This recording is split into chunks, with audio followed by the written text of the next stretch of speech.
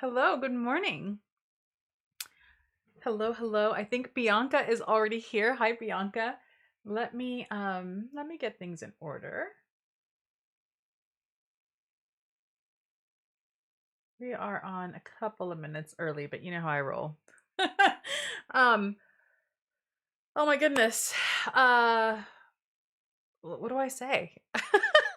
It's one of those mornings. I'm super awake, but not in a really strange way. I think it's just the pull of the weekend that's just already started to affect me. So let me say hello, good morning. This is Elena of the Witches Box, and I'm here to guide us along on a live guided meditation the way we do every Friday at 10 a.m. Pacific time. And today we're going to be doing a guided meditation ritual to meet our ancestors or to meet an ancestor. Okay. Hello, oh my goodness, Camelia and Sylvia. Thank you, Sylvia, and Elena, Alana, Layla, Emily, Jumping Bee. Wonderful. And you're in France. I love it. So welcome. Good morning or good afternoon or good evening, depending on where you are.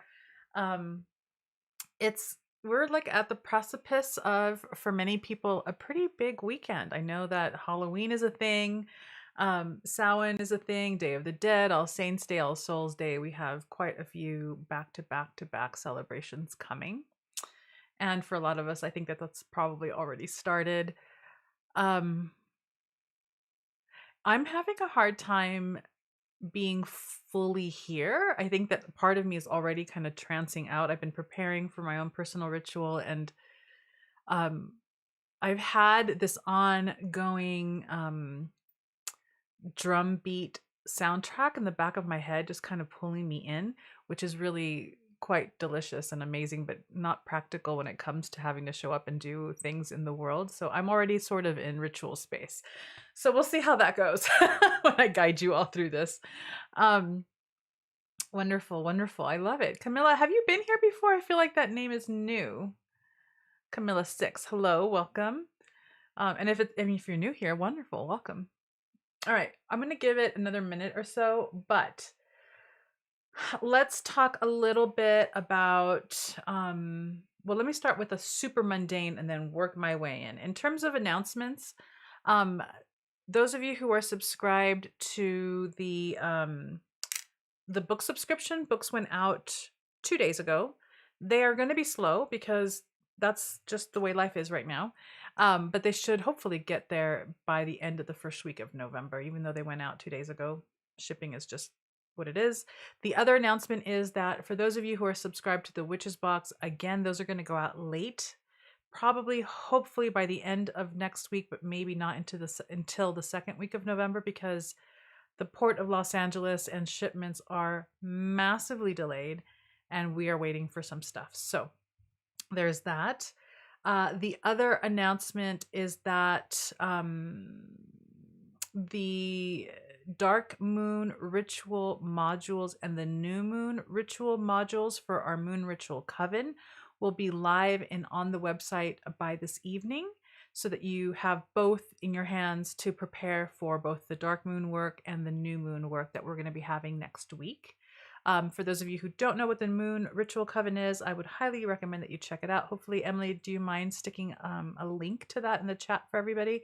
It's a Moon Ritual Coven. You get a solo ritual and a group ritual for the new moon, for the full moon, and for the dark moon each cycle, along with some teachings on the moon and the signs. It's a lovely way to incorporate ritual in your life if you're busy and you don't have the time to like create elaborate rituals for yourself, or you just don't know how. It's just not something that you're comfortable with. I create those for you and I send those out, and then you have a community to discuss those with on the forum. So there's that. Those are the announcements for that. Deeper announcements. These are not announcements. This is more in preparation for this guided meditation. This guided meditation has got a lot of visualization involved. If you have a hard time with visualization, it's just not something that comes naturally to you, trust that the intention is setting up the space anyway. This is the kind of meditation, we've done a meditation like this at least twice before that I can remember, where I'm going to have you go to a place. Now, if you were here for the love one meditation that we did. I think it was that. I think that's the title. Um, Together, we went into a guided meditation to build a specific temple for yourself to work on love in, right? And we've talked a little bit about this before, where you can, over time, continue to visit a place that you have created in the astral realm. And the more you go to it, the more you journey to it, the more you flesh it out with details as you go, the more integrity that space will actually hold in the astral realm. It becomes an actual energetic space. It's your own personal energetic astral temple. It's a space that you can do very specific work in, that you can go into in the dream time, as well as through trance journeys and journeys like this. So together, we have worked on at least two that I'm recalling right now. It was like a love temple, a rose quartz temple that we created together. And then one of the very, very first guided meditations that we did, you'll know that it's one of the early ones because it'll have a different type of thumbnail. And I believe that the title of one of those was meeting your spirit guide, or meeting a guide in the astral realm, a title to that effect. In that one, if I'm not mistaken, because it was a while ago that we did this, I had you create your own space. I didn't really guide you in terms of the details of what this space looked like. You will notice that if you've done any of these in the past, you'll notice that over time, I will always repeat the same type of entry point. It's always on the beach. It's always going into a cave. It doesn't have to be that for you. It's just that's the road that I keep paving, because I'm also creating a space, right? With that said, today I'm taking you specifically into a type of place, but it'll be your own. And for the purposes of ongoing magical work for yourself personally, I don't recommend that you have too many of these places. Like, pick 2 or 3 that you need for specific things and then keep building them over time. If you've got a lot of them, it becomes really difficult to keep traveling to each of them in order to really strengthen the integrity of that signature, of that energetic space, right? So this is partly why with you all publicly, I always have the same kind of pathway that you get to in order to get to the place. And then once we pass the threshold of the opening, you can make the inside of this space whatever you need it to be, so that you can keep going back to it on your own for your own personal work later. What I do recommend is that have specific temples for different things. So I have a specific space where I go just to work with my ancestors. I don't create something different for each ancestor. That's crazy talk. It's one space for ancestral connection and ancestral work. And then I have one space for deity work, where I work with specific deities. Depending on the deity, that space might have to be different, but because of how I'm working and who I'm working with, that one space for the deities that I'm working with works for all of them. And then there are a couple of others that I have in the past that I haven't really returned back to. So you want to be practical. You don't want to have many. I'm going to pause here to drink water and see what you're all saying, to see if there's any questions about what I'm saying before we actually dive into the meditation. Oh, and these are really dirty. Hold on a second. And thank you, Emily. Emily posted links to everything that we were talking about. Do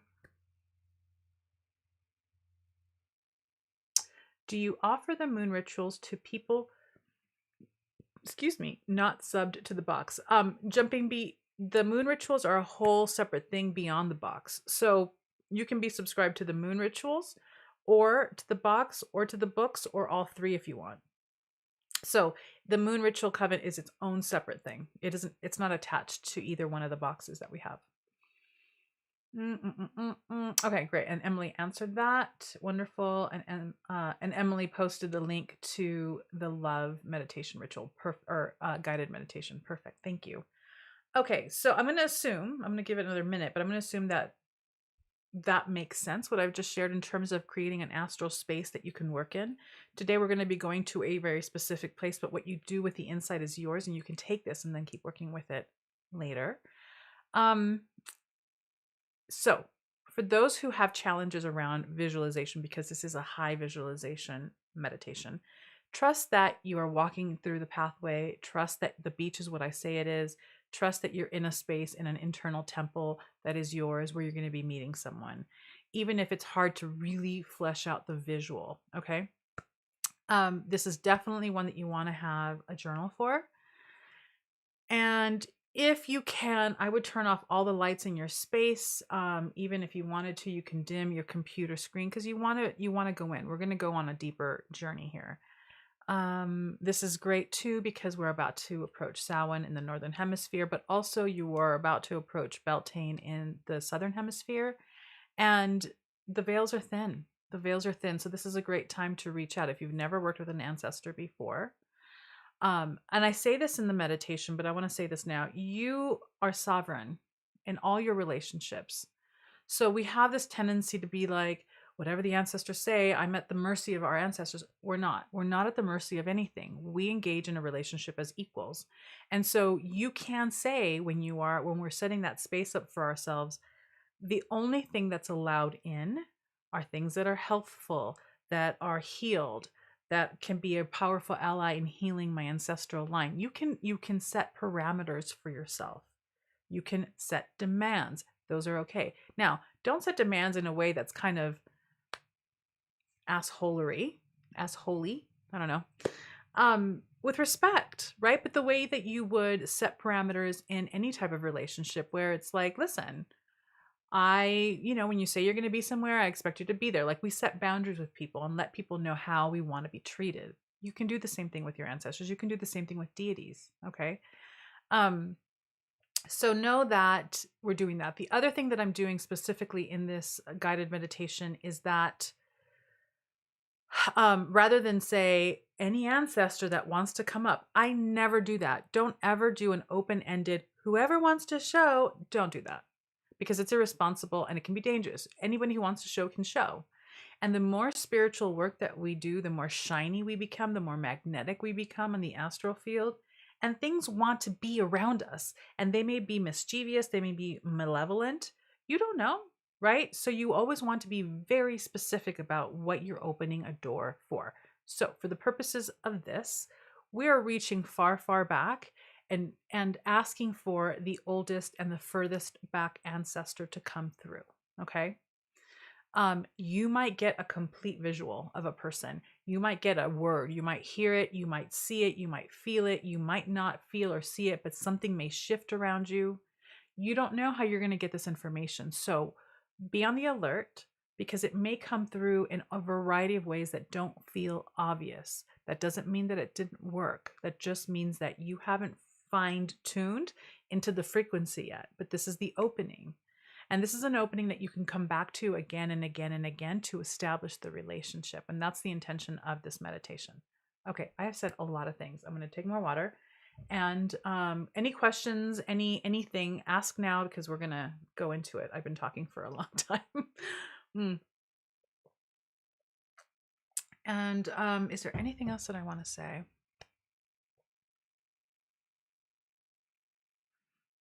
I think that that's it. Ariana says, can I ask to come only to those who want to show me love? Yes. Yes. However, let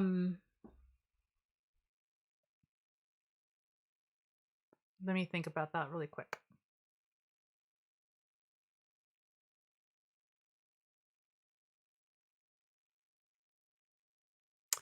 I'm a stickler for words, and I'm a stickler for requests, because I've gotten into trouble by questions that might be a little ambiguous. So that wanted to show you love can mean a lot of things. That doesn't mean that their love is healthy. That doesn't mean that their love is the kind of love that you want. So I would say something to the effect of ancestors that love me, or an ancestor that loves me free and whole and healthy. You want to add parameters in there always, because even if you ask for parameters, things that you weren't counting on are going to slip into those parameters. So you want to be super specific as you can be. Okay. So that's my recommendation for you. Wonderful Project Refine Life. Welcome. Mike Smith says, I'm so confused. What is the moon ritual? And today is my birthday. And I also think about my grandma intently and had a dream for my birthday last night. She's deceased, but I always see her and I don't know. Okay. So, what is the moon ritual? So, Mike, when I was talking about the moon ritual, we have a moon ritual coven at the Witches Box. It's separate from this, but I was just giving announcements, right? So, the moon ritual coven is a monthly membership where every month I send out a new moon ritual, a full moon ritual, and a dark moon ritual with teachings on that particular lunar journey that the moon is taking through the signs and what the lessons are and what the work is for us for each month. That is a completely whole and separate thing, separate from the box and the book box. So that has nothing to do necessarily with what we're doing here. But because I do announcements in the beginning, that's what I was announcing. In terms of your grandma, I mean, look, if you are also feeling like there is an ancestor that's coming through really strongly that you want to connect with, you can do that. You can ask for that person to come and kind of skip over the part where I tell you to ask for the furthest, oldest, beyondest ancestor. So you can go ahead and do that as well. Jumping Bee says, what's a helpful thing to think in order to create protecting boundaries, especially with ancestors we don't know? It is often enough just to say, I want to speak to the one person who is the most healed and the most well and the oldest. The one that's furthest away from the human incarnation and the human dynamic and personality issues and all of the story that we create for ourselves and the lives that we lead. It's enough to say that. However, in this particular meditation, you're going to see that I've woven some things in. There is some elemental protection woven in. We're using salt as a way to neutralize any positive or negative. So we're starting with a very clear baseline. So you'll pick that up probably in the meditation, but there are things to put into place. When we talk about creating astral temples, the way we're going to be working in one today, you weave that protection in over time. So there is a very specific circle of candles in this meditation, and that fire is a protective layer. You are in the middle of the earth. You're in the middle of a cave. There is stone and earth protection. There is air protection. You've got salt woven in. There's an alchemy there. And you can weave those alchemical elements into your temple so that in and of itself is its own protection kind of cave or shield or space. And then when or if you decide to do actual ritual within these astral realms, you can also call in a cast circle. You can ask for the protection of your ancestors, the protection of your deity, the protection of the elements. You can do that as well. Does that make sense? It'll probably become a little bit more clear when we do this, but always, always, always set parameters because your intention is part of the protection circle that you create for yourself. I'm calling specifically this, this, and this to the exclusion of all the other things that might not fit that criteria. And that is also a protection. What do I do to create my space? I'm such a beginner, which I'm so confused, Elena. Please help me. Okay, Michael, you don't have to worry because I'm going to guide you through the whole thing. So even though you don't know how to do it, you're going to be doing it. So you'll know. So you don't have to worry. Thank you, Emily. Project Refine Life. Would you say those that are here for my highest and greatest good? Yes. Project Refine Life. That's a perfect way to say it. So Jumping Bee, you can also, is it Jumping Bee who asked that question? Oh gosh, hold on. I think it was you, Jumping Bee, who asked. Oh, no, it was Ariana. So, Ariana, you can also say what Project Refine Life just added, which is you can say something to the effect of for my highest and greatest good. Those who love me for my highest and greatest good, or who want my highest and greatest good for me, you can use that as a parameter as well. Thank you, Emily. Jumpy B says, yes, that makes sense. It's my first meeting here, so I'm looking forward to discovering it. Wonderful. Yes. So those of you who are new, welcome. It's so exciting to have you. But also, I'm going to walk you through the whole thing. It's guided. But I wanted to kind of give you some basics beforehand because this is something that it's a simple format if you wanted to take this and run with it on your own. but I like to kind of give you what the architecture is about and what it's for and how you can use it in other ways, because this is a tool that you can use in many, many ways and other ways for other things. So like that. Okay. Hey, K Justice. Welcome, welcome. So we just went through a whole explanation of things, but I think that you've got it and you'll just follow along with the guided meditation and you'll be great. Let me drink some water again because I'm super dry mouth today.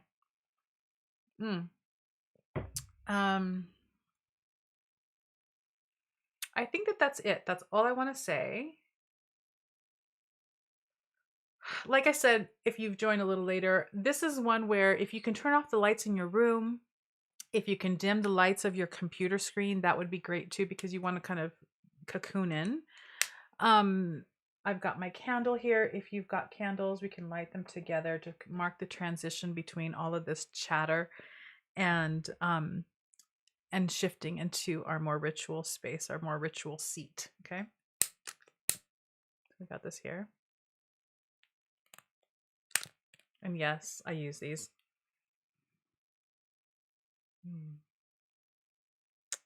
So get comfortable in your seat.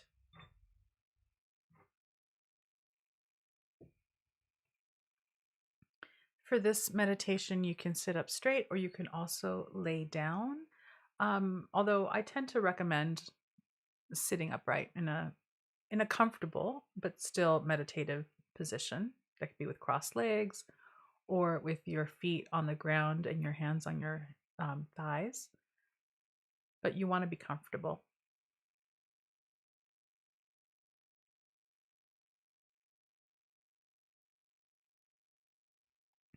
Okay, so we're about to start. Take a deep breath. Exhale. And then just pay attention to yourself. What does your breath sound like entering and exiting your body?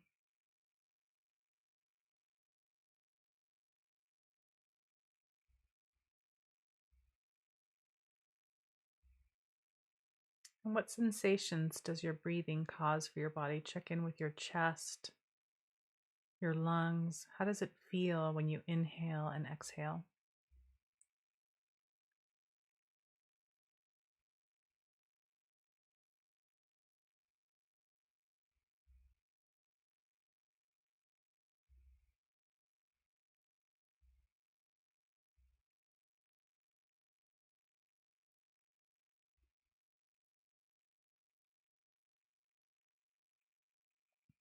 The breath is always our anchor point.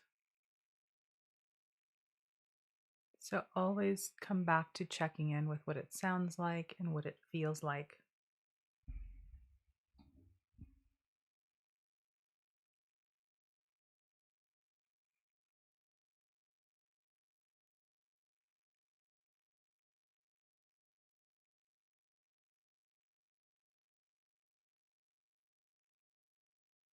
Now slowly begin to breathe with intention, where you're lengthening your in-breath, deepening to see how far that air can flow into you. And then on the release, release it very slowly. You want to lengthen and deepen with your breath.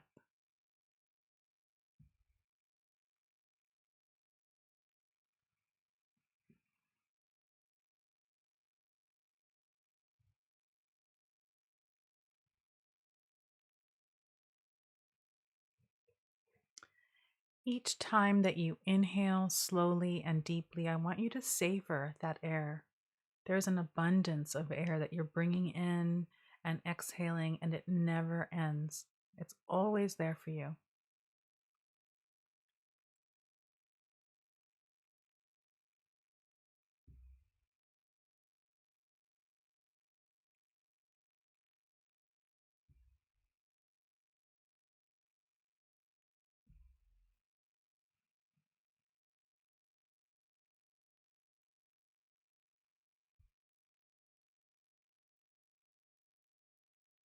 This is what we mean by the intentioned breath.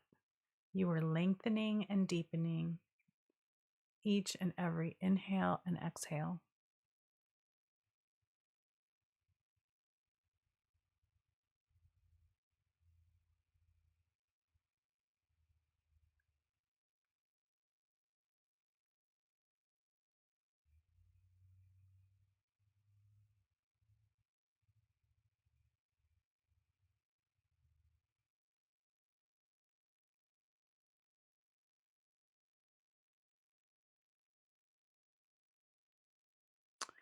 So, as this rhythm of breathing becomes familiar and comfortable, I want you to ride your in breath into parts of your body, like you're scanning your body internally for any tension spots, any pain, any kind of holding that you may be having this morning.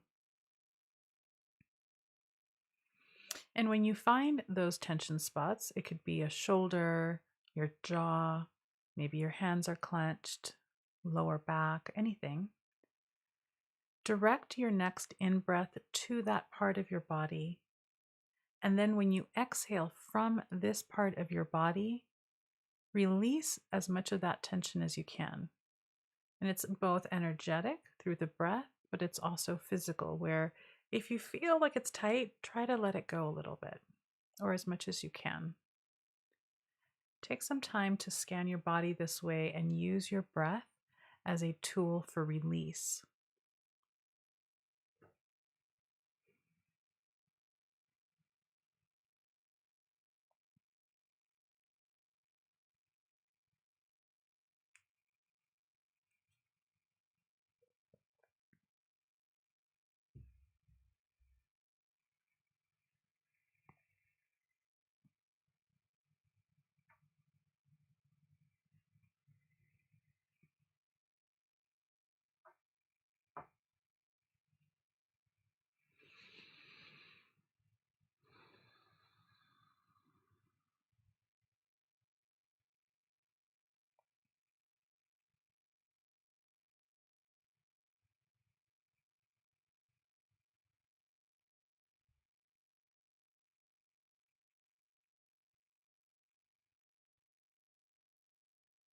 Sometimes when we do these guided meditations, as you know, emotions can come up. Things can feel charged depending on what we're touching in our meditations. So you can always use your breath as a way to open up bigger around those sensations, but also use your breath, your out breath specifically, to release any added tension that may have come up for you as a way to keep going. Similarly, as we go into our meditation now, if thoughts that are distracting come up, that's okay. There's nothing that's gone wrong. Acknowledge the distracting thought and then just return back to focusing on your breath. Bring your attention back to your breath, the way it sounds and the way it feels. And so that the next time a distraction comes up, you do the same thing. You acknowledge it and then you return to your breath.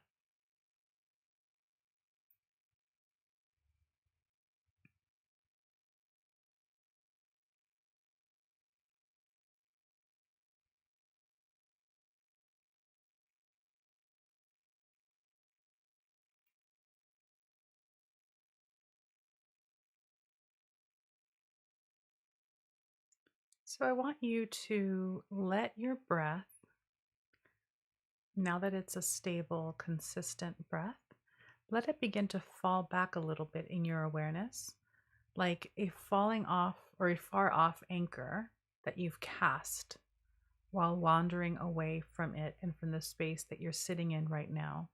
In other words, your breath is an anchor that can bring you back. But right now, feel yourself internally falling back a little bit inside of yourself, pulling away from the room that you're sitting in and from your computer screen, and even a little bit from my voice. You can still hear my voice guiding you, but you're retreating into what might be like a portal.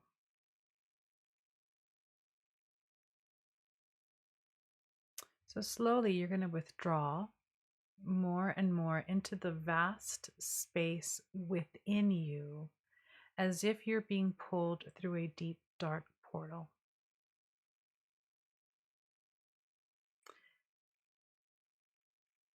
And there's a gentleness to this. It's not a feeling of loss of control, but rather a deep soul response to a sacred pull.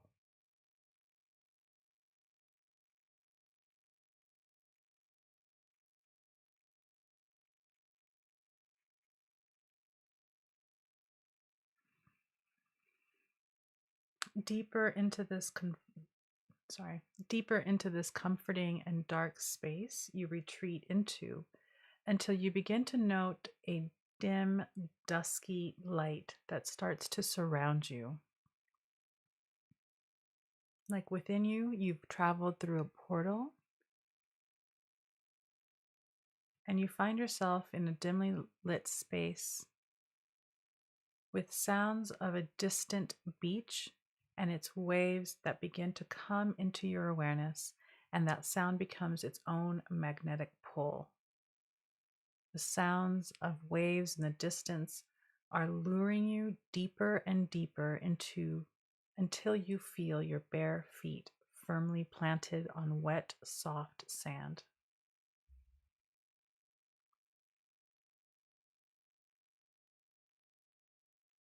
You are on a beach, a small one. You notice as you look around that it is a very well protected cove surrounded by incredibly tall rocky cliffs in the shape of a U, as if the U of all of these rocks sit right on the beach. There is no way to get to this beach unless one would propel down from the top of the cliffs. The U shape of the rocks completely closes off this beach, so it's a closed cove with a small beach, a little bit of sand, and it's encircled by this U-shaped structure of cliffs. Take a moment to breathe in this moist, cool, salty air while you look around you. The water is lapping at your feet. There's a velvety fog that hangs all around you, and though you can't see the sun or the moon, it's dusky, where the light is soft and low and coats everything with a soft gray.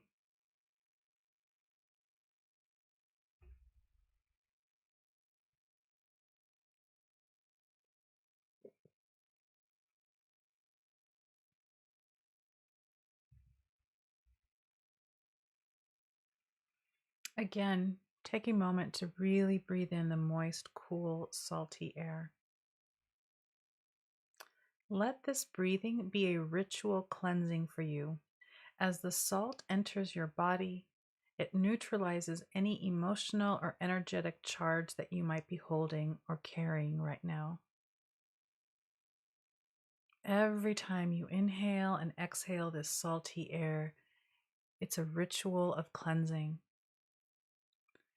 Any negativity, any attachments that have attached themselves to you, all of that is neutralized by the salt.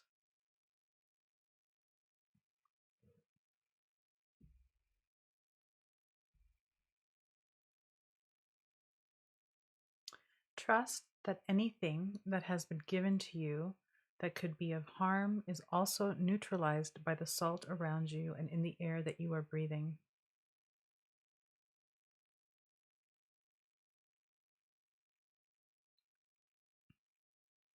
This beach and the path that you will be walking is like a cleansing portal.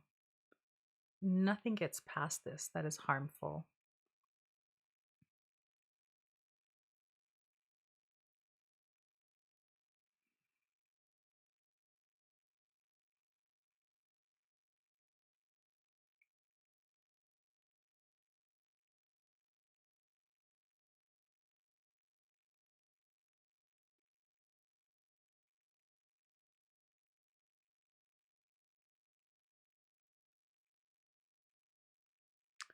Now look ahead towards the cliff wall ahead of you,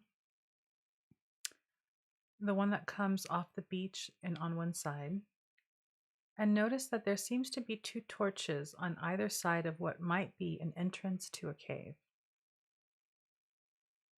Let your feet begin to carry you to this place.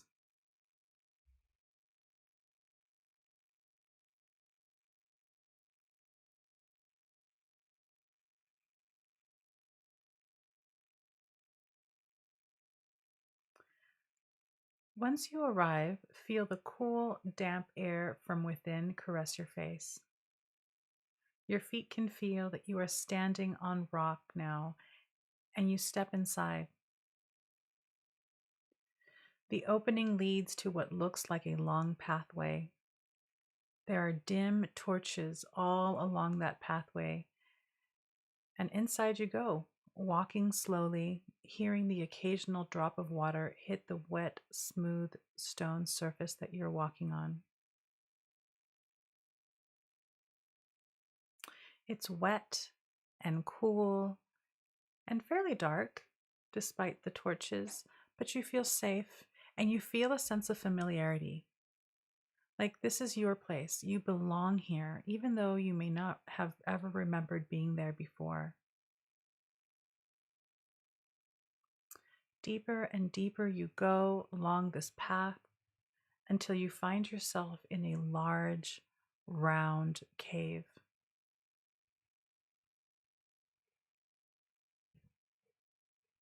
There are candles that are already lit all around the perimeter of the cave against the wet cave walls.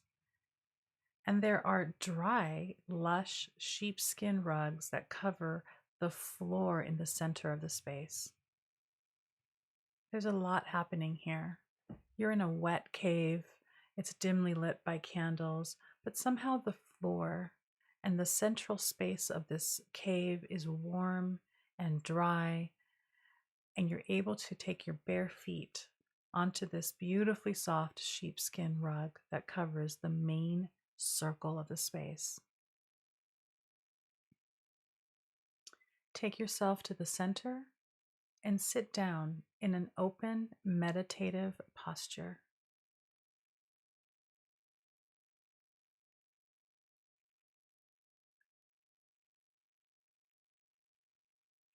Close your eyes, trusting that this cave and this space and everything in it is yours. This is your sacred temple. Nothing that you don't want will enter here.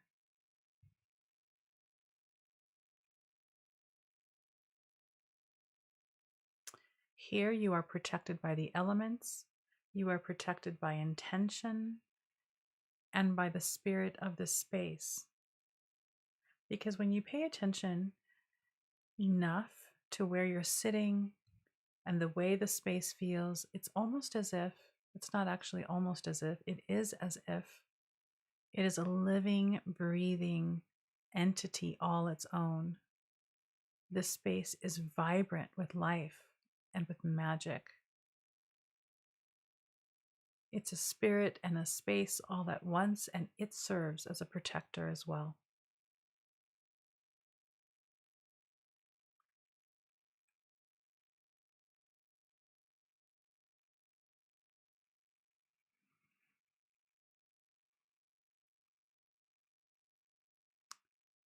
You are here for a purpose, and now, while sitting there with your eyes closed, sitting on soft, warm sheepskin and surrounded by the warm glow of candles, you bring your focus on what you intend. So, very specifically, invite your oldest and furthest back ancestor to come join you.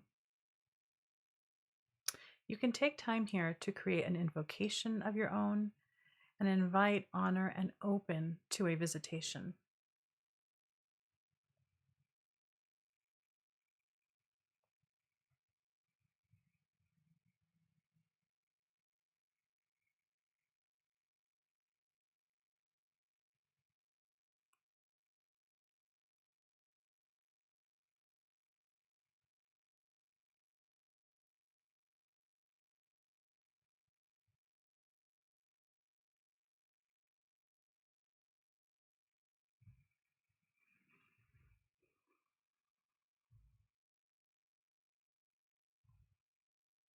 A presence might come or not.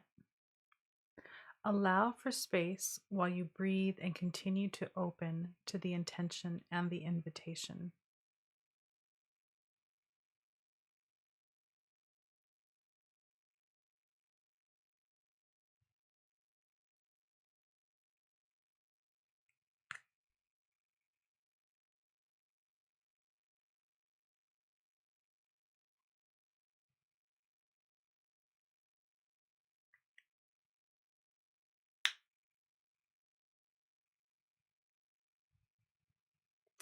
Remember that contact comes in many forms.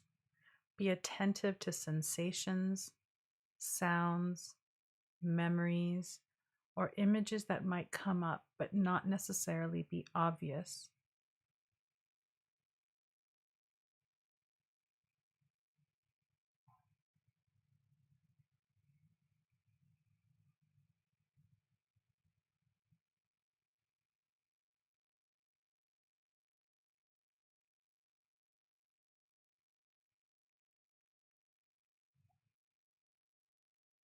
If distractions come up, return to your breath and the environment that you're in, the cave, the sounds, the sheepskin, the distant sound of the crashing waves outside. Anchor back into where you are.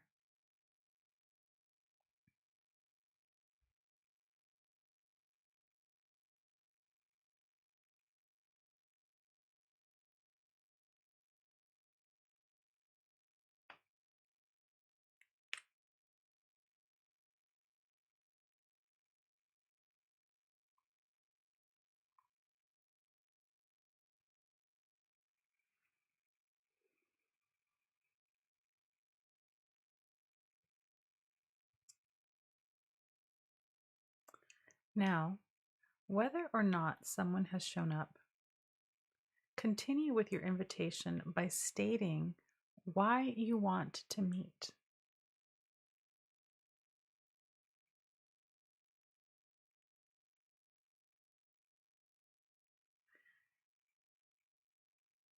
And you can include in this statement an offering of gratitude for the long line of ancestors that have culminated to today, your life.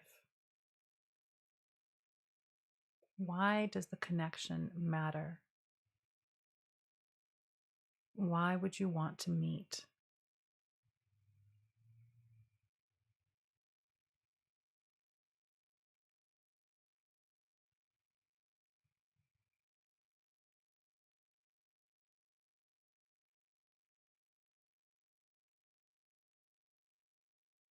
The spirit realm exists on their own timeline. Sometimes we expect that when we ask a question, the answer comes immediately. But when we talk about the spirit realm, answers come in many different ways, and they come at whatever time they want. So, for those of you who have had someone appear, you can continue the conversation. But if you feel like nothing has appeared quite yet, continue anyway, because the message is being heard. So, as you stated, why you want to meet,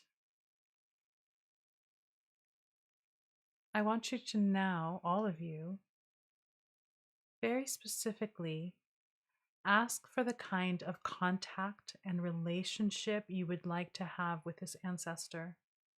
Be specific.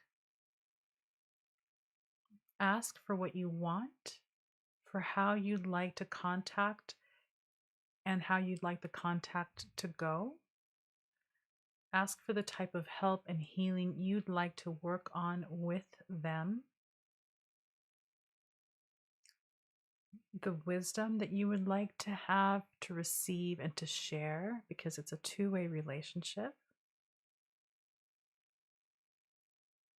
And then also state what types of interactions you are not interested in. You can also set boundaries here.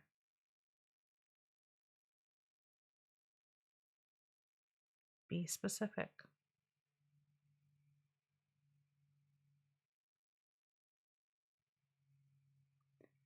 It is natural and common sometimes for an ancestor to say, that's not going to work for me. This is what I want. And sometimes a negotiation ensues, and that's common and that's okay. It's a relationship. This is the beginning of a relationship agreement. And you can ask and set parameters for whatever you want, and so can they. You have the ability to say yes and no to whatever suits you, because you are equally sovereign in this relationship. Take some time.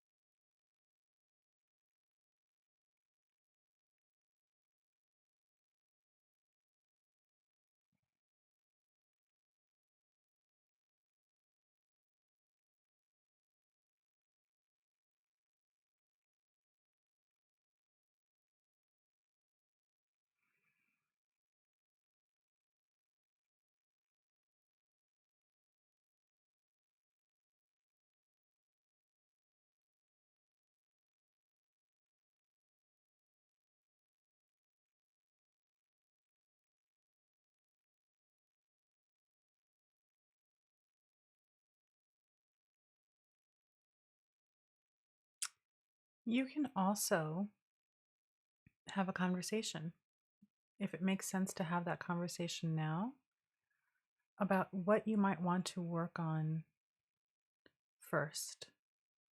Is there a question that you have about your ancestral line? Is there a question that you have about the work that you should be doing right now spiritually? Is there a situation that you need clarity on? You can drop something in here to see if that conversation can happen.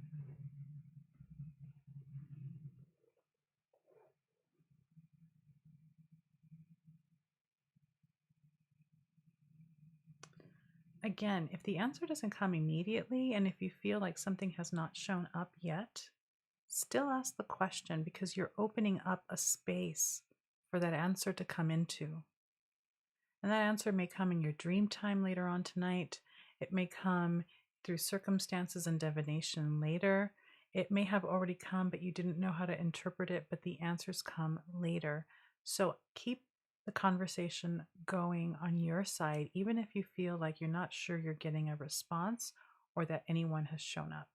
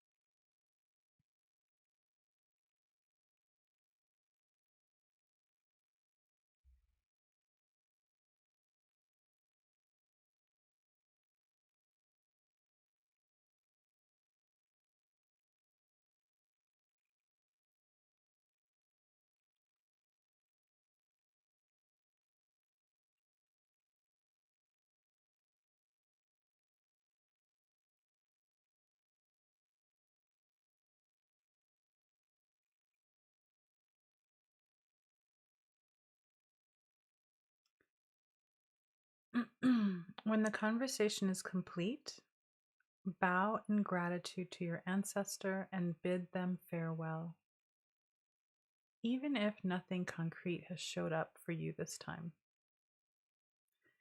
Agree to meet again on whatever date you choose, and then slowly rise from your seat.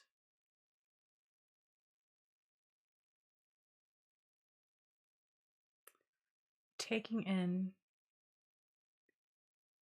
a last breath and glance at the space around you, begin to make your way to the long corridor and towards the sounds of the crashing waves.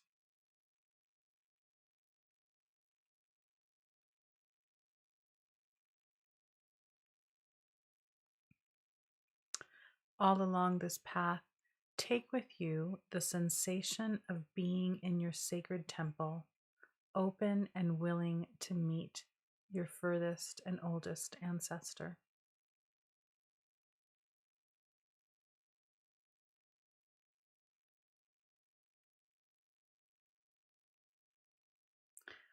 Hold to yourself whatever came to you as a precious jewel.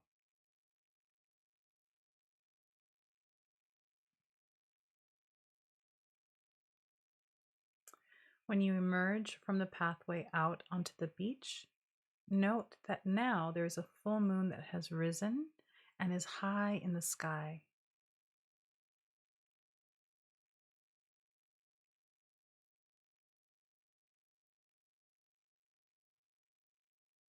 There is a long, glowing reflection of the moon along the water, and you walk towards the point where you see that that reflection hits the threshold of the water and the sand.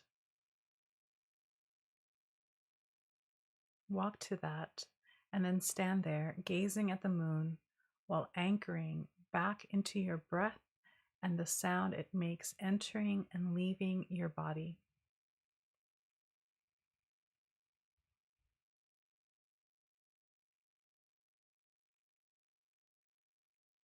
Slowly, that sound of your breathing That inhale and exhale becomes more prominent over the sounds of the water and the waves. The water and the waves begin to fade into the background, and your breath is all that you are aware of.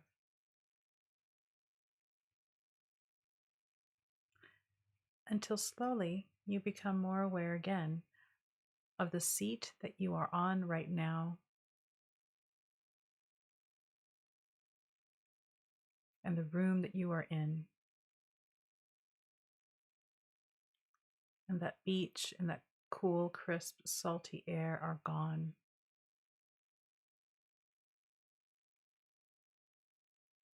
You are here now with this group, in this room, with your computer.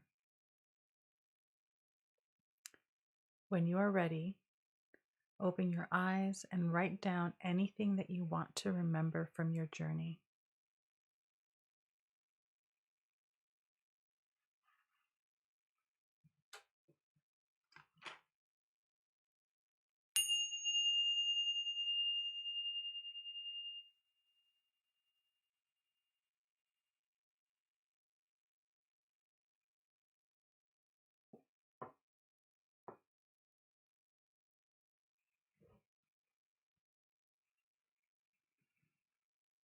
Take as much time as you need to write things down, but as you start to feel complete with that, let me know that you're back in the chat so that I can add a couple of extra points to this meditation for your information.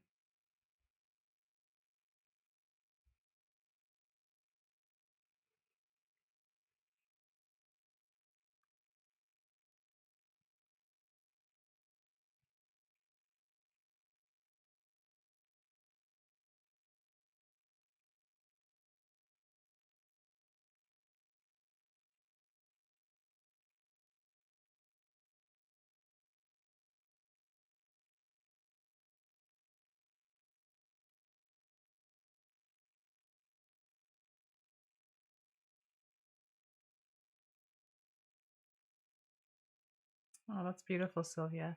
Sylvia says, I heard drum beats and fire and laughter. Beautiful. This is obviously a meditation that can last for a very long time. I try to keep it under an hour, and you can linger here for however long the conversation and the working goes. This is also the type of space that you can actually enter into and engage in ritual with your ancestors in, or your ancestor, depending on how you've set it up. So it's a space that I recommend coming back to over and over again. And also, this is important because it helps to really solidify the space for you in the astral realm. Add to it. I've kind of set you up with candles and a sheepskin rug, but you can add an altar, you can add imagery, you can add things to it that you keep coming back to over and over again and slowly adding to continue to strengthen the signature of the space. Oh, I'm glad, Kay.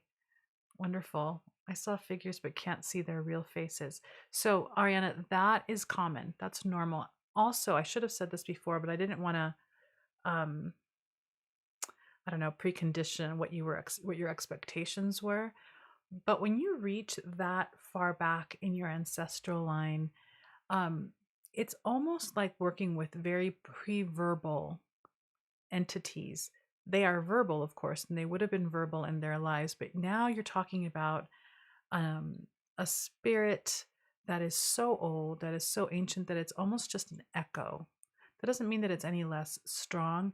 It's that it's kind of vibrating in a very different way than we are used to. It'll be a very different feel for you than, let's say, connecting with an ancestor that maybe is 4 or 5 or 6 or even 10 generations back, right? It's a much more ancient, much more further echo. The languaging and the way that they communicate and the way you receive that information might be a little nebulous in the beginning. So that's common.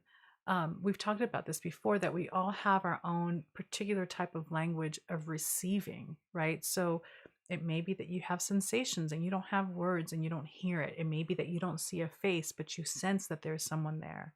I work with ancestors still to this day where I don't have a sense at all of what they look like. It's just a figure, right? So that's common.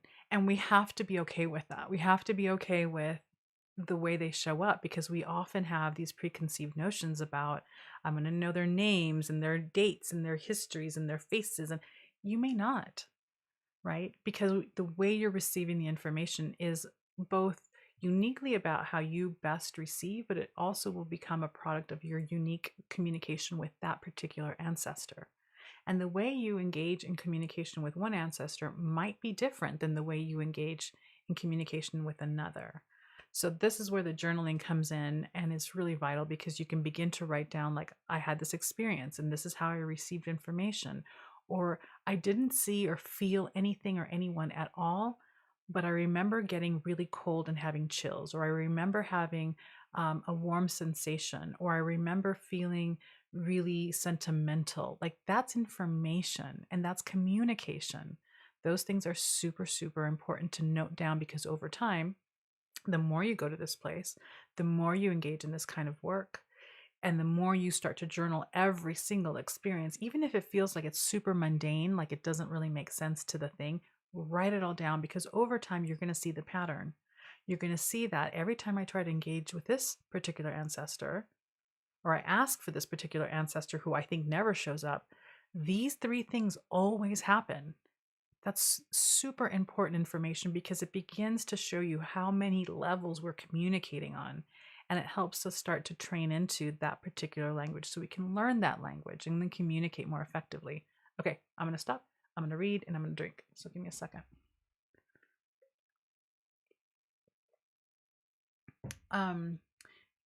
Layla says, oh my goodness, Elena, I've done my own trips to my beach and there was a U shape of rocks and caves. This time I added another direction where to find another space. This was strong, brought tears in. Oh, I'm so glad. Yeah, I tried to write this in a way that made sense and I hope that the description was enough. I don't have anything to draw with, but you've got like the coast, which is kind of like in a little bit of a crescent shape, but from one side of the coast to the other, you've got a U shape of cliffs and rocks, right? So the whole thing is protected. And I hope that I hope that I conveyed that the best way that I could. But also, you can have multiple caves in this beach cove that you go to for different things. That is also a thing. So that's beautiful. You brought that up. Ariana says, thank you very much. I can also tell you that in the circle of candles, there was an altar with another candle on it. So again, thanks. Beautiful. Yeah. And you can add to that. You can add as many things as you feel are important to the space. And over time, this is kind of the trick. Don't go like gangbusters and go in on your next meditation and deck out the entire cave with like a ton of things. Don't do that. Because what you want to do is do a little bit at a time so that every single time you come back, always look around to see all of the things that you've already placed there. It's a memory game because the more you remember and the more you come back to, yes, that table is always there. That candle is always there. That picture is always there. And then you add one more thing. You're creating an energetic astral structure, right? And the memory creates the integrity of the space. So add a little bit at a time so that the memory of what's where is always fresh and easy for you. And then you add a little bit at a time so that by the time that let's say, I don't know, let's say you do this for another 25 years. By the time 25 years pass and you've been doing this regularly, you can come into a massively elaborate, gorgeous space with many, many, many details that you will always be able to see and remember. And it creates an incredibly powerful container for your work. Okay. Here we go. Sylvia says, when I went down the cave tunnel and looked back at the beach, I saw a shadow that had my silhouette. It followed me in and sat back to back with me on the rug, and then we became one. That's interesting. Did that feel good? How did that feel for you? Jumping Bee says, I think I saw wrinkles, a smile, and a light like a sunrise made of rose quartz. Beautiful. It was gentle, soft, and it brought some tears. That's beautiful, Jumping Bee. Then Sylvia continues, after the After I thought I heard the drums and laughter. After, when it was over, I looked over at the shadow silhouette and asked if it understood. It shook its head, and we walked back to the beach hand in hand. That's interesting. What do you think that is? Is that like a part of you, or is that a guide? I'm curious about what you think that is, Sylvia. Um, yeah, the reflections are really beautiful. Beautiful. Welcome back, Mike. I hope that that made sense for you, the guided meditation that we did. I think, what did I want to say? I've already said that when you're reaching that far back, right, in your ancestral line, the communication will be much more nebulous than, let's say, someone who's closer to you in your generational space. The other thing I want to say is that it's very easy to get so eager. Like, I want to meet you. I want to know you. I want to, can someone come? You've already issued the invitation. You've created the space for someone to show up for.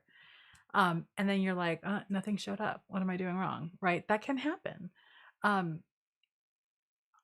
Two things I want to point out to all of you. Be mindful of the energy of your request. Don't make it a grasping, I want, come please, why can't you come? No begging, none of that. You want to open. I'm creating a space for you to show up. I desire for you to show up. And then when you are waiting, you're just in your meditative space, trusting that the opening is what is needed.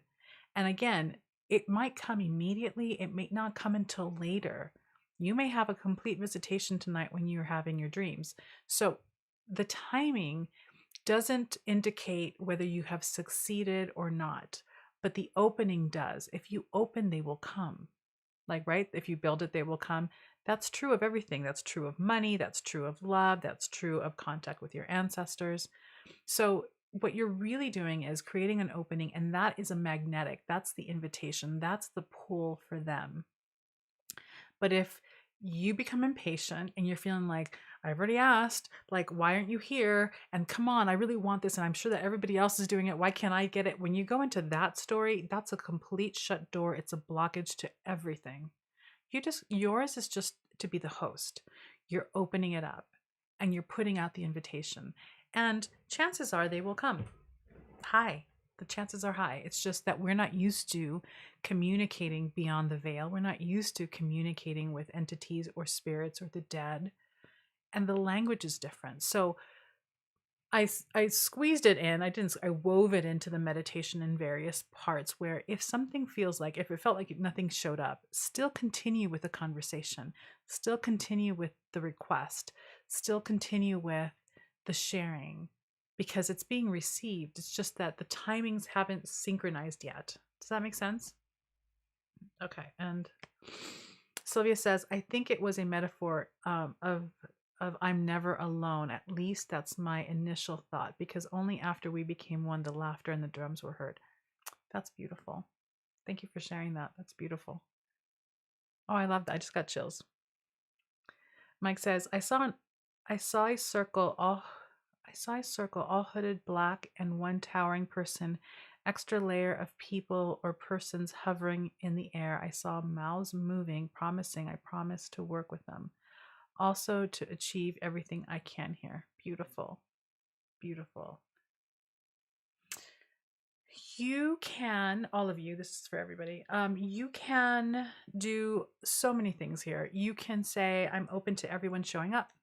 I'm open to just one person showing up at a time. I think I've spoken about this before, where I opened up and I created a committee of 13 because I was feeling particularly witchy that day. And I thought, let me call in a circle of 13 elder ancestors. And that's the committee that I work with. I don't know that I fully recommend that at the beginning or even middle or the end. It's a lot of voices. I don't know that we need everybody all the time. It's a lot. But you can try that. You can play with that. And then you can have like mini invites for one or two or others, in smaller groups. You can do all of that. When it comes to ancestral veneration, where you don't have to, but you can, where you have an altar for all of your ancestors and you give offerings to and honor them, then that can be for everyone all at once. It doesn't have to be this deep engagement where you are doing one-on-one work. There are also instances, we've talked about this before, and there are all sorts of really great books on this. Excuse me. Where you can engage in working with particular ancestors in order to heal other ancestors, particularly those that are still freshly dead.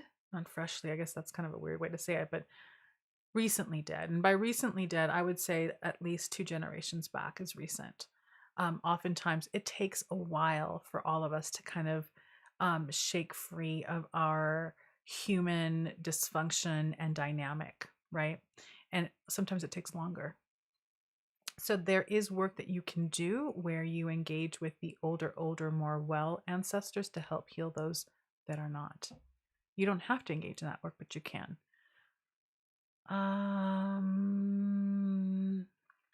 Mike says, hands were vibrating as well as feet and chest and clarity and clear thought.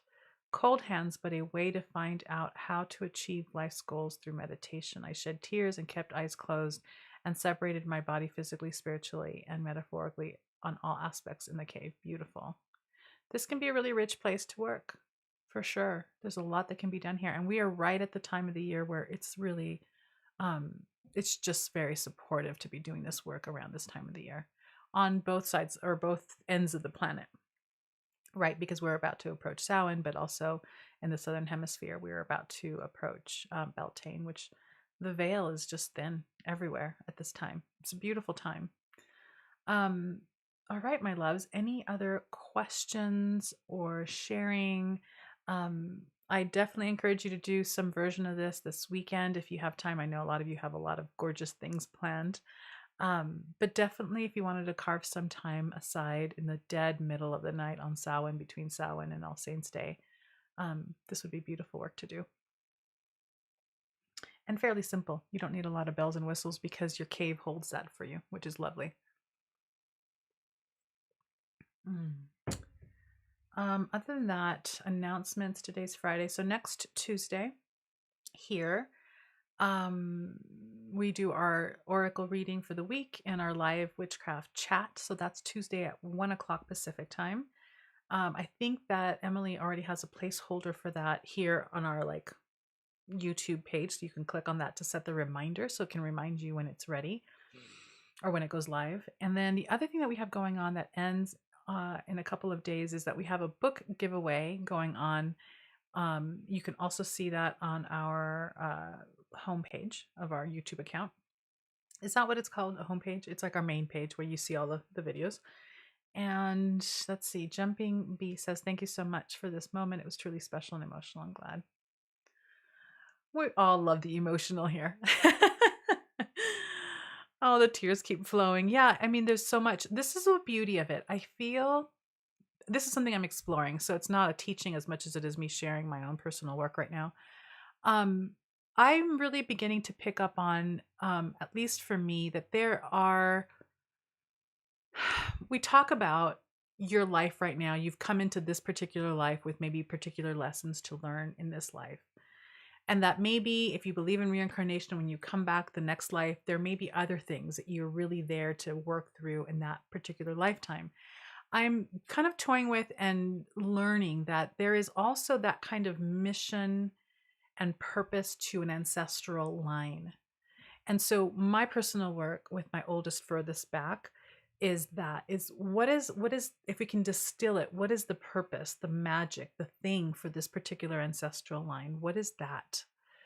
And what is my part in it? And what can my part be in it? It's an interesting exploration, and that's kind of where I'm at right now. I'm also in a place where working with particular ancestors to set the type of entry point into ancestral life for my mom. So there's some work around that going on. And also healing, right? I think I don't remember now which one of these videos we talked about this. Where was it? Was it maybe last, or maybe it was one of our lives here on YouTube? But the work that you do for yourself. When you do your own personal healing work, you are healing that part of your ancestral line going back, and you're healing that part of your ancestral line going forward, and you're healing that part of your ancestral line laterally, because you're not the only one, right? Your ancestors have is propagated the right word? Propagated a whole slew of people alive today in this generation that you have and that you're in. So there's a bunch of you. There's a bunch of us. And there's probably overlap. Who, you never know. But whatever you do affects the whole in subtle ways and not so subtle ways, but it affects the whole. And so know that whatever work that you do on yourself, it's a full circle. It affects everyone. So you can engage with your ancestors to heal past wounds, but you can also engage with your ancestors to heal whatever you're holding in this life. Because whatever it is that it's going on in your life in this life is about all of them as well, in some way or another, right? There's a lot of work that can be done with the ancestors. It's really beautiful and powerful.